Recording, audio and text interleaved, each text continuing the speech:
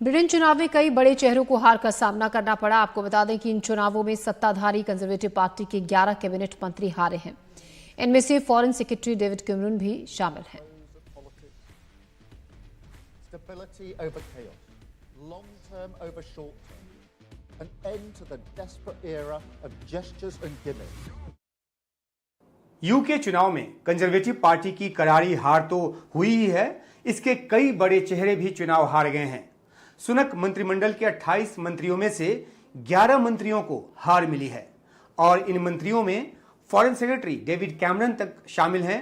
Defence secretary grant sharps भी चुनाव हार गए हैं। एजुकेशन सेक्रेटरी गिलियन कीगान और ट्रांसपोर्ट सेक्रेटरी मार्क हार्पन और इनके अलावा जो जस्टिस सेक्रेटरी हैं जॉनी मर्सर, वो भी चुनाव हार गए हैं। कॉमन्स की जो नेता हैं पेन्नी मार्डोंट और पूर्व प्रधानमंत्री लिज ट्रस भी चुनाव हार गई हैं। ट्रस तो 630 वोट से चुनाव हारी हैं। चुनाव पूर्व सर्वे में कहा गया था कि 28 में से 15 मंत्री जो हैं सुनक कैबिनेट के वो चुनाव हार सकते हैं।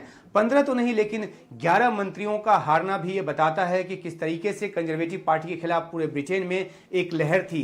इससे पहले 1957 में सबसे अधिक कैबिनेट मंत्री जो हैं वो हारे थे और उस समय तादाद जो थी वो 7 की थी, जब लेबर पार्टी के हाथों कंजर्वेटिव पार्टी की हार हुई थी। और इस चुनाव में यूके के 4 पूर्व प्रधानमंत्री भी चुनाव हारे हैं। इसमें लिज ट्रस के अलावा पूर्व प्रधानमंत्री थेरेसा मे, पूर्व प्रधानमंत्री डेविड कैमरन जो कि फॉरेन सेक्रेटरी थे, पूर्व प्रधानमंत्री बोरिस जॉनसन भी चुनाव हार गए हैं। और इतने बड़े बड़े चेहरे हारे, ये भी एक वजह है कि कंजर्वेटिव पार्टी 125 सीट पर भी नहीं पहुंच पाई, जबकि 2019 में इसने 365 सीटें जीती थी। उसे करीब 250 सीटों का नुकसान हुआ है, जबकि लेबर पार्टी को 210 सीटों का फायदा हुआ है और वो 410 के आंकड़े तक पहुंच गई है। तो एक बहुत ही बड़ी हार कंजर्वेटिव पार्टी के लिए और उतनी ही बड़ी जीत लेबर पार्टी के लिए।